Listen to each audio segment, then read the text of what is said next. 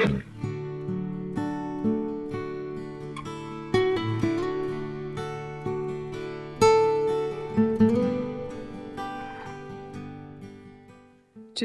on Real Horse Rescues, we return to Equine Advocates in Chatham, New York, to continue our conversation with Susan Wagner, who founded the organization in 1996.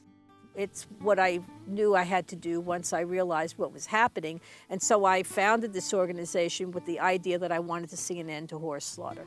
Last week, we met a camp horse, a carriage horse, and a very famous racehorse.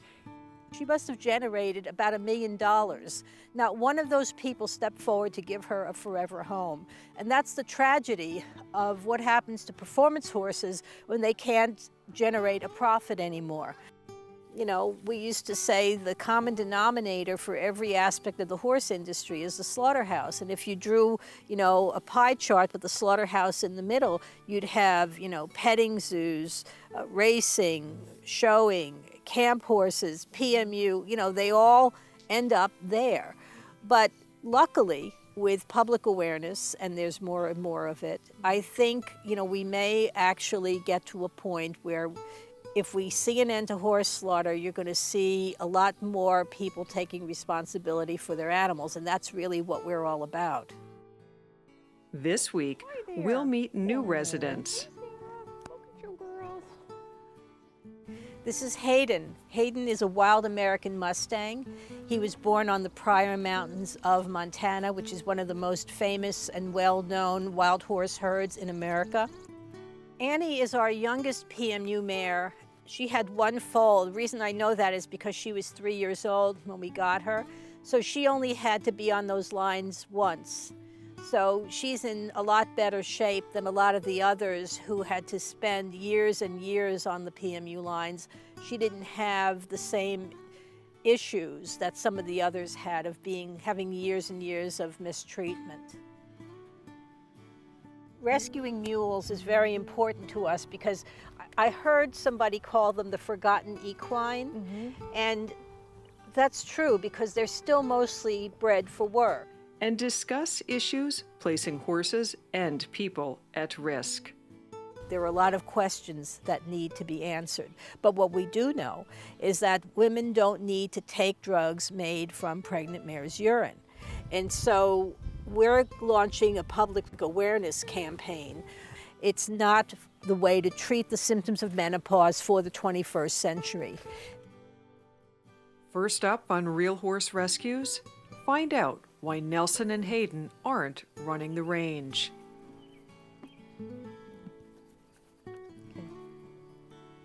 Good boys. I'm Susan Kane. Stay with us. Real Horse Rescues will be right back.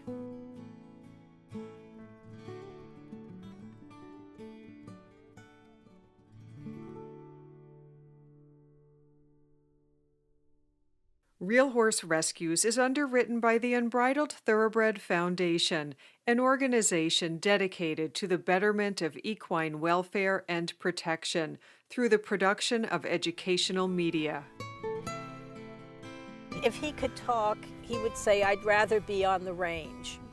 The brutal and unnecessary roundups of America's wild horses and burros is a national disgrace, and it is at taxpayers' expense. Welfare ranching of millions of cattle on public lands, along with other special interests, are driving our iconic Mustangs to extinction. Right now, more wild horses and burros are imprisoned in holding pens than are free. Nelson, who is the dark bay, and this guy here, Hayden, are Wild American Mustangs.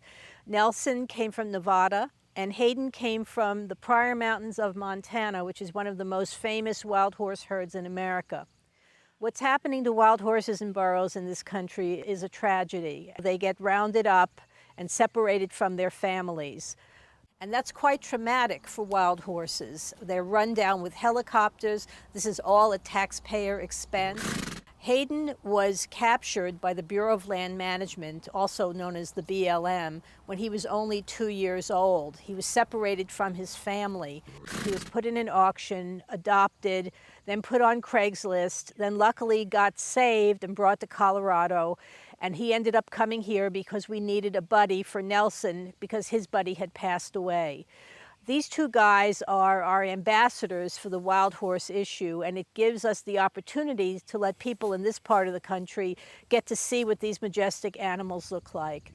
You know, I don't feel badly about any of the other horses being here, and I'm very happy, that these guys are here. They have about 3 acres, but truly they belong on the range. That's their home. And the idea that they've been uprooted and captured and separated from their family is an American tragedy. So we hope that one day we will have a Secretary of the Interior who will appreciate who they are and allow them to live out their lives on the range and manage them humanely, and not by rounding them up with helicopters and putting them through terrible traumas. So many of them die during these roundups, and we'll never really know how many have died. But all we know is that this needs to come to an end, and all of you can help by contacting your senators and your congressmen and saying, we want to preserve our wild horses and burros and protect them and not destroy their families. You can see how gorgeous they are and how elegant and regal and proud they are. It's really terrible that we are paying taxes to support wild horse roundups when they could be allowed to live in the wild, stay with their families, and be managed more humanely with ways that do not involve roundups and chasing them down with helicopters like these two guys were. To learn more about the plight of the American Mustang, visit equineadvocates.org, or better yet, visit Nelson and Hayden in person. Get the facts on the exploitation of America's wild horses and burros, who are vanishing by the thousands. Friends, without a public outcry, these noble creatures will soon be nothing but a memory. Up next, meet Hank the Tank, a longtime resident near and dear to Susan Wagner's heart.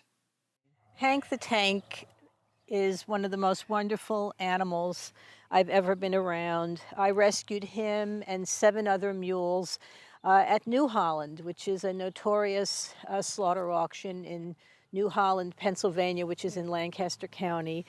It was a special mule sale, and there were 500 mules for sale on that day, and I had to pick 7, and he was one of them. And we don't know exactly how old Hank is, but he's probably in his mid to late 20s. We had to remove one of his eyes, but he had been an Amish work mule, and so had the others. And it's, you know, I've dealt with the Amish, and I have to say, not all of them take their animals to auction, but some do, and the ones that end up at auction often go to slaughter, if not to other Amish farms. But, you know, going to these auctions, you have to think that... We'll move with Hank the Okay. Tank. He's going to lead Okay. this discussion. Okay.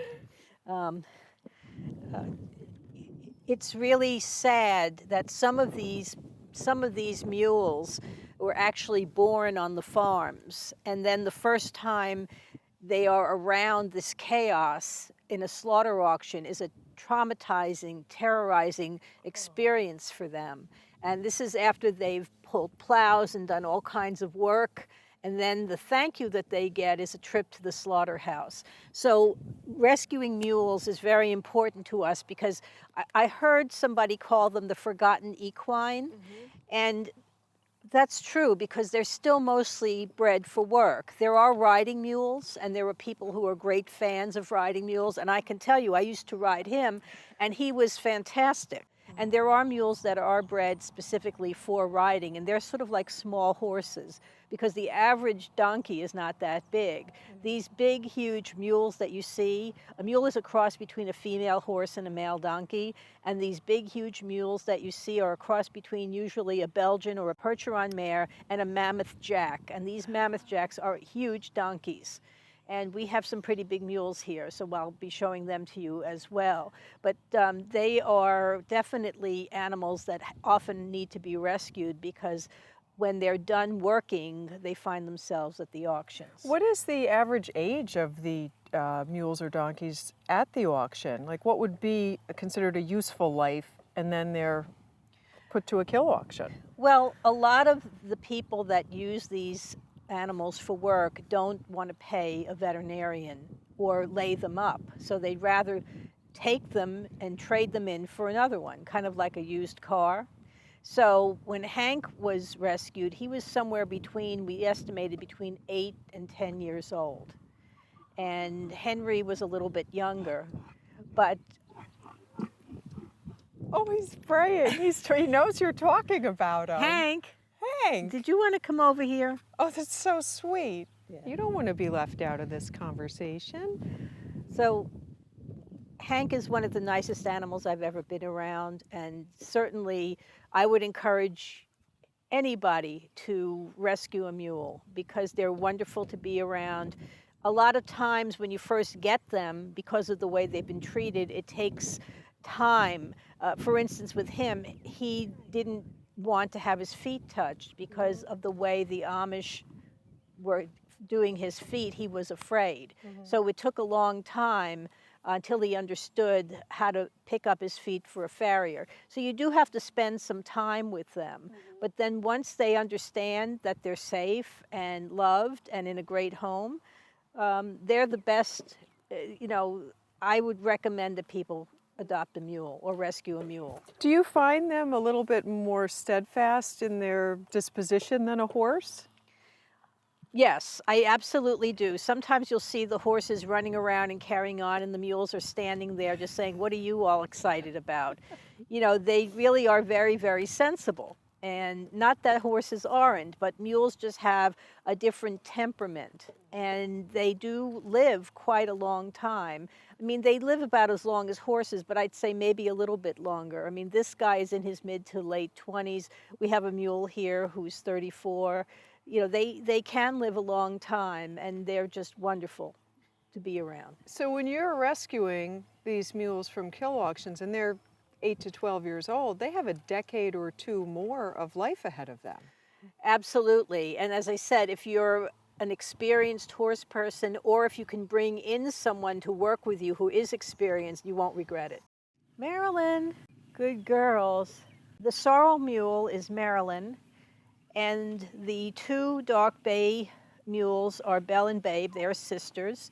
They were involved in a plowing accident in western Pennsylvania, and I bought them directly from the Amish so that they wouldn't have to go to auction. The sorrel mule Marilyn, I bought her at an Amish dispersal sale. And the mule closest to the shed, that's Henry, and he came from the same Amish auction, same slaughter auction in New Holland, Pennsylvania, where we got Hank from.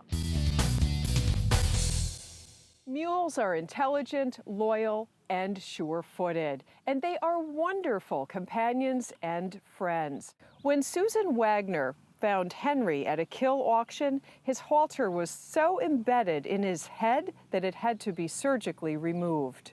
Henry is one of the most abused equines we've ever rescued. I got him at New Holland, and he had a halter that had been embedded in his skull, and we had to have it surgically removed. I have pictures of him when we first got him, and his face was covered with slashes from a whip, and it took a couple of years just to be able to handle him in any kind of normal fashion. I don't know what happened to him, but whatever happened is not anything that should ever happen to any animal. And we're just so happy that he's now much better. He's not totally trusting of humans, but he's much better than he was. In the beginning, you couldn't even go near him, which is understandable. Boy. For a while, you could not even touch the top of his head. He had scars up on top of his head. And, it's so sad what they do to some of these mules. And they're just basically vehicles for work. And people don't realize how great they are, but you have to have patience when you get them, because they may have some fears, like he did, from being mishandled. But then once they're so smart that once they understand that they can trust you, it's like having, you know, one of the most loyal pets in the world. So, right? Right? You're a good boy.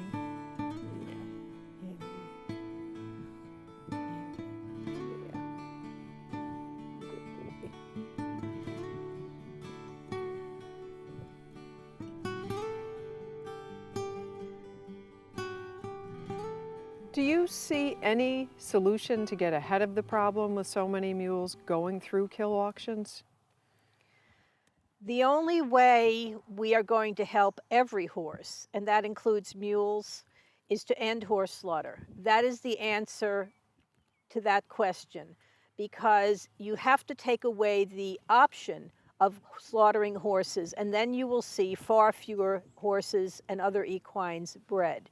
And then you will see much more thoughtful breeding practices, unlike what we have now, where you have indiscriminate breeders and you have some farmers that just have mares and stallions running loose together because they know they can sell them for meat any time of the day or night. There's no thought to some of their breeding practices. Now, there are some great breeders out there who are thoughtful, but then you have the ones who aren't. And once you end horse slaughter, they're going to think twice before allowing stallions and mares to run around together or breeding as many as they do. For extra scenes and extended interviews, visit realhorserescues.com. Join our conversation on Facebook at Real Horse Rescues and tweet your thoughts to @RHRTV. We'd love to hear from you. Together, we can be the solution our horses deserve.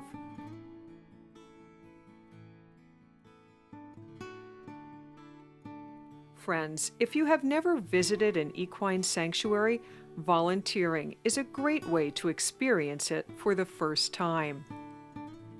If you'd like to become acquainted with the people running and supporting Equine Advocates, well, mark your calendar.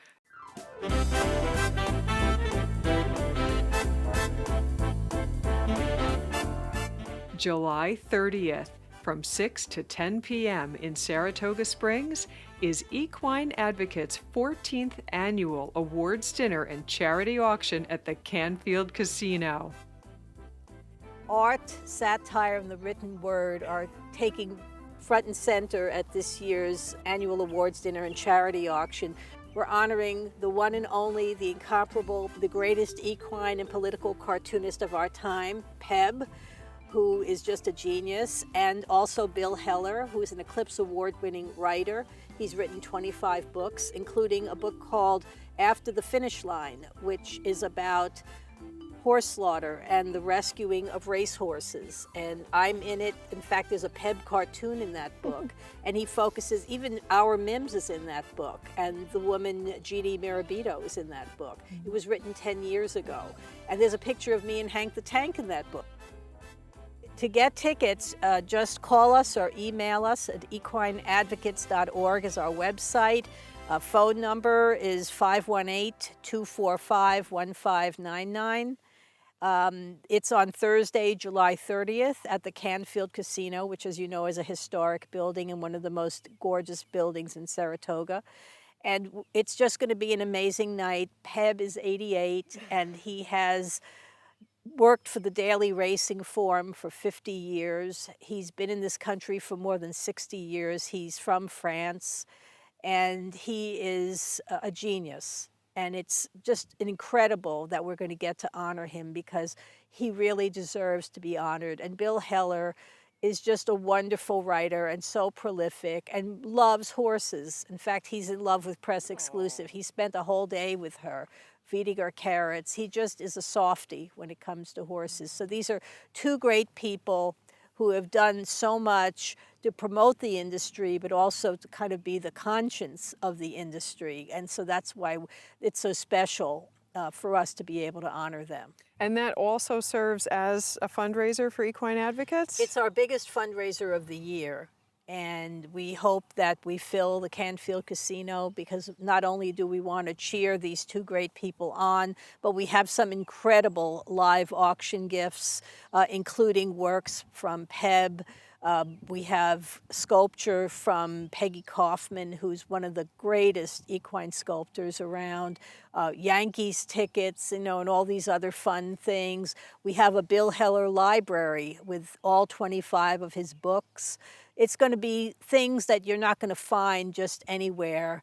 We have a Peb cartoon that's an original, framed of all the major players with Secretariat. It was called, I think, Farewell Secretariat. It's an amazing work. And so it's going to be a very emotional night. For our friends at home, if you want to have a raucous good time in Saratoga, that's July 30th, and it's a fundraiser to support the work of Equine Advocates Sanctuary and help these beautiful horses have a safe, secure future in green pastures that they are so deserving of.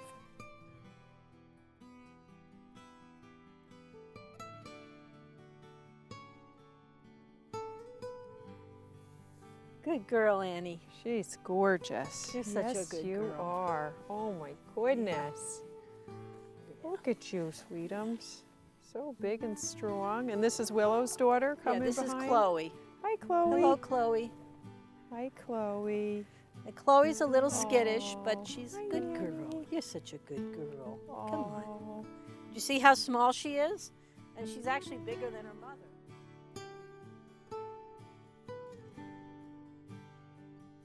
Coming right up, a critical women's health alert.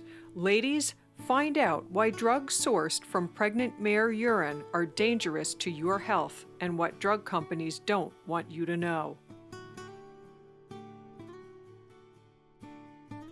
PMU, or pregnant mare's urine, has been around since 1942. So it's a very old, obsolete, and archaic way of treating the symptoms of menopause. And Dr. Geraldine Pryor, who we were so honored to have as a speaker at the American Equine Summit earlier this year, basically compared the taking of PMU drugs to driving a Model T down the Autobahn.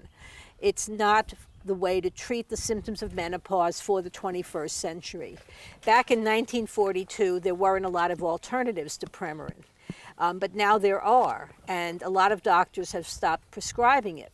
What's horrible is that back in 2002, there was a major study called the Women's Health Initiative, and that study had to be stopped midway, abruptly. It was conducted by the National Institute of Health. And the reason they had to stop it was because they had learned that the taking of these drugs caused breast cancer, increased the risks of breast cancer, heart disease, strokes, clotting, dementia, and a host of other serious diseases for women. So at that point, doctors stopped prescribing it, a lot of them did, and so they went from making $2 billion a year to $1 billion a year. Still, that's $1 billion a year. In the meantime, there were lots of class action lawsuits that totaled over $1.7 billion that were paid out because of women who died and got sick, but they continued on. I really don't understand why the FDA recently approved another PMU drug, but let me backtrack a bit. So back in 2009, Wyeth merged with Pfizer.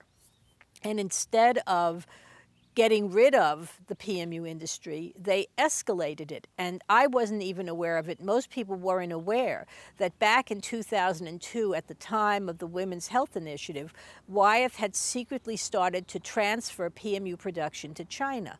Nobody knew, okay? And it continued. And so where there was once about 550 PMU factory farms in 3 of the provinces of Canada and in North Dakota. Now there are 21 farms left, and there are 90,000 mares standing on PMU lines in China with no oversight. No one's allowed to see what's going on. And certainly the drug companies are trying to keep it from everybody. So they have these other farms up in Canada, and I don't know if they're doing that for PR purposes because they want people to think they're still up in Canada. I don't know. There are a lot of questions that need to be answered. But what we do know is that women don't need to take drugs made from pregnant mare's urine. And so we're launching a public awareness campaign so that people do know where these drugs are being made. And we wonder why the FDA approved a new PMU drug. What we find so weird about this is that PMU, or I should say Premarin, is known as conjugated estrogens. You can make conjugated estrogens in a laboratory. So as the ingredients for this new drug called Duavy, it's half Premarin and half Beta-doxyphene, but they don't use the word Premarin. They just say conjugated estrogens and Beta-doxyphene. So there's no mention of the fact that there are equine estrogens in that drug. And I actually spoke to my own doctor about it, and he didn't know that it was Premarin. So there's something very deceptive. That's the word I was looking for. There's something very deceptive about all of this. So I think people need to be made aware so that they can make informed decisions. And when you have doctors like Dr. Pryor and other very highly respected physicians that no longer prescribe it, you have to wonder why is this industry continuing? So we care about the horses, but we know that the way that this industry will end is if the connection between PMU and women's health is made. What are some of the ways we can get this out to more women publicly so that the power is in the hands of the consumer, not the drug companies?